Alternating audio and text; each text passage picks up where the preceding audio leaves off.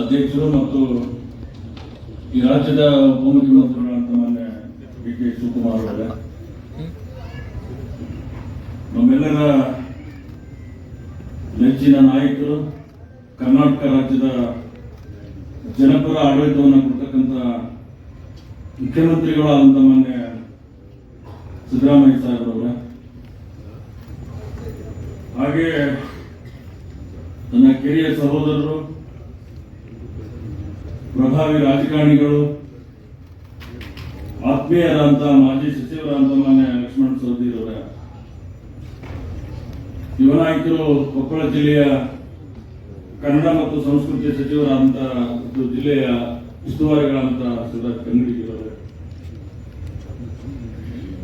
Finance adviser ಮತ್ತು ಸಹೋದರ ಅಂತ ಮಾನ್ಯ ಬಸವರಾಜ ರಾಯರೆಡ್ಡಿ ಅವರೇ, ಸಹೋದರ ಅಂತ ಅಂಬನಗೌಡರವರೇ, ಇನ್ನೂರು ಯುವ ನಾಯಕರಂತ ಶಾಸಕರಂತ ಬಸವನಗೌಡರವರೇ, ಯುವ ನಾಯಕರು ಕೊಪ್ಪಳ ಶಾಸಕರಂತ ರಾಘವೇಂದ್ರ ಅವರೇ, ಇನ್ನೂರು ಯುವ ನಾಯಕರು ಸಿರುಗುಪ್ಪ ಶಾಸಕರಂತ ಬಿ.ಎನ್. ನಾಗರಾಜ್ ಅವರೇ, ಸಹೋದರರು ಕಾಡಾ ಅಧ್ಯಕ್ಷರಂತ ವಸಂತ ಪೂರ್ತಿ ಅವರೇ, ಇನ್ನೂರು ಮಾಜಿ ಸಚಿವರಂತ ಸಹೋದರ ಅಂತ ಇಕ್ಬಾಲ್ ಅನ್ಸಾರಿ ಅವರೇ, ಸಹೋದರ ಮತ್ತು ಈಗ ಜಿಲ್ಲೆಯ ಅಧ್ಯಕ್ಷರಾದಂಥ ಮತ್ತು ಮಾಜಿ ಸಚಿವರಾದಂಥ ಅಮರೇಗೌಡರು ಬಯಾಕೂರವರೇ, ರಮೇಶ್ ರೇವಣ್ಣ ಅವರೇ, ಮಾಳಗಿ ಸರ್, ಕೃಷ್ಣಮೂರ್ತಿ ಅವರೇ, ವೇದಿಕೆಯಲ್ಲಿರ್ತಕ್ಕಂಥ ಎಲ್ಲ ಗಣ್ಯಮಾನ್ಯರೇ, ಸಮಾರಂಭದಲ್ಲಿ ಪಾಲ್ಗೊಂಡಿರ್ತಕ್ಕಂಥ ಅನೇಕ ಕ್ಷೇತ್ರದಿಂದ ಮತ್ತು ವಿಶೇಷವಾಗಿ ಕೊಪ್ಪಳ ಪಾರ್ಲಿಮೆಂಟ್ ಕ್ಷೇತ್ರದಿಂದ ಬಂದಿರತಕ್ಕಂಥ ಎಲ್ಲ ನನ್ನ ಆತ್ಮೀಯ ಬಂಧುಗಳು ಮತ್ತು ಪಕ್ಷದ ಕಾರ್ಯಕರ್ತ ಅಭಿಮಾನಿ ಬಂಧುಗಳೇ, ಮಾತಾಡಿದ ಸಮಿತಿ, ನಿಜವಾಗಲೂ ಕೂಡ ಈ ದಿವಸ ಒಂದು ಸಂಭ್ರಮದ ದಿನ ಅಂತ ಹೇಳಿ ನಾನು ಕರ್ಕೊಳ್ತೇನೆ.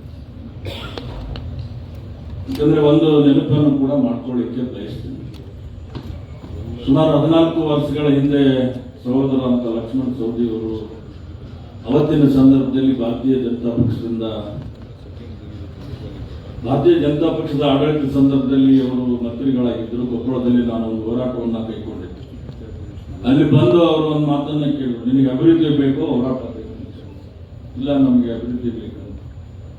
ಅಭಿವೃದ್ಧಿ ಇದ್ರೆ ನನ್ನ ಜೊತೆ ಬಾ ಅಂತ ಹೇಳುವಂತ ಪಾರ್ಟಿಗೆ ಸೇರಿಸ್ಕೊಂಡಿದ್ರಲ್ಲ, ಇವತ್ತು ಅವರ ಮುಖಾಂತರ ನೋಡಿ ಹೇಗಿದೆ ಕಾಕತಾಳಿ ಅಂತ ಹೇಳಿ ಈ ಭಾರತೀಯ ಜನತಾ ಪಕ್ಷವನ್ನ ಬಿಟ್ಟು ಮತ್ತೆ ನಾನು ಕಾಂಗ್ರೆಸ್ ಪಕ್ಷಕ್ಕೆ ಇವತ್ತು ಸೇರ್ತಕ್ಕಂಥಕ್ಕೆ ಯಾರಾದರೂ ಇದ್ರೆ ಅದಕ್ಕೆ ಮೂಲ ಕಾರಣ ಮಾನ್ಯ ಲಕ್ಷ್ಮಣ ಸವದಿ ಅವರನ್ನು ಮತ್ತೆ ಇಡೀ ನಮ್ಮ ಎರಡೂ ಪಾರ್ಲಿಮೆಂಟ್ ಕ್ಷೇತ್ರದ ಎಲ್ಲರೂ ಕೂಡ ನನಗೆ ಆತ್ಮೀಯ ಇರತಕ್ಕಂಥವ್ರು, ಎಲ್ಲರೂ ನಾವು ಕೂಡ ಕೂಡಿ ಕೆಲಸ ಮಾಡ್ತಕ್ಕಂಥ ಸಿದ್ದರಾಮಯ್ಯನವರ ಬಗ್ಗೆ ಕೂಡ ಇವತ್ತು ನಾವು ಜೊತೆ ಕೆಲಸ ಮಾಡ್ತಕ್ಕಂಥ ವ್ಯಕ್ತಿ.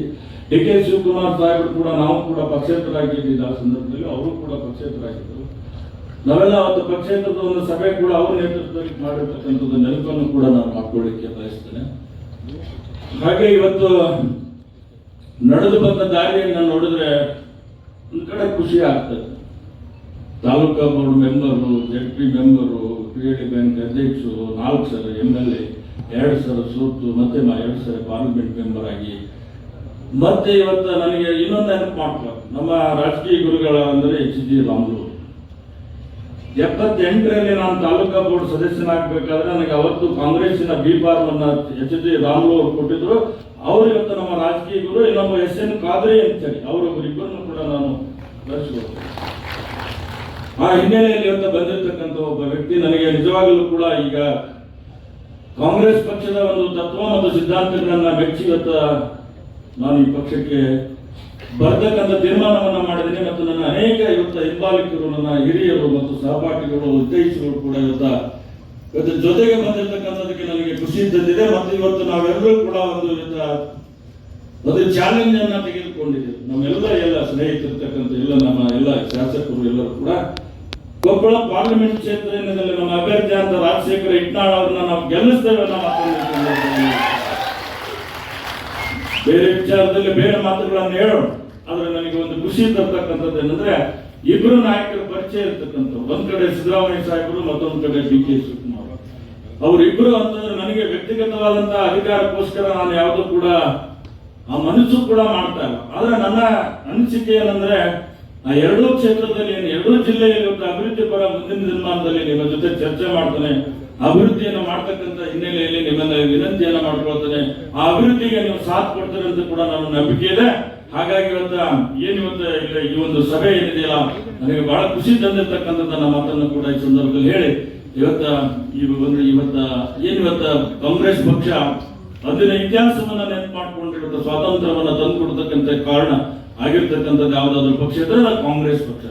ಅನೇಕ ತ್ಯಾಗ ಬಲಿದಾನಗಳನ್ನ ಮಾಡಿರ್ತಕ್ಕಂಥದ್ದು ಕೂಡ ಈ ಪಕ್ಷದ ನಾಯಕರಲ್ಲಿ ನಾವು ಕೂಡ ಇವತ್ತು ನಾವು ಗಮನಿಸಿದರೆ ಆ ದಿಶೆಯಲ್ಲಿ ಕೆಲಸ ಮಾಡ್ತಕ್ಕಂಥದ್ದನ್ನ ಮಾಡೋಣ ಅಂತ ಕೂಡ ಈ ಸಂದರ್ಭದಲ್ಲಿ ಹೇಳಿ, ಮತ್ತೊಮ್ಮೆ ಇಲ್ಲಿ ಇವತ್ತೇನಿವತ್ತ ಪರವಾಗಿ ಬಂದಿರತಕ್ಕಂಥ ಎಲ್ಲ ಹಿರಿಯರಿಗೆ ಮತ್ತು ಕಾರ್ಯಕರ್ತ ಅಭಿಮಾನಿಗಳೊಂದಿಗೆ ವಂಚಿಸಿ ಎರಡು ಮಾತನ್ನು ಮುಗಿಸ್ತಾನೆ. ಜೈ ಹಿಂದ್, ಜೈ ಕರ್ನಾಟಕ.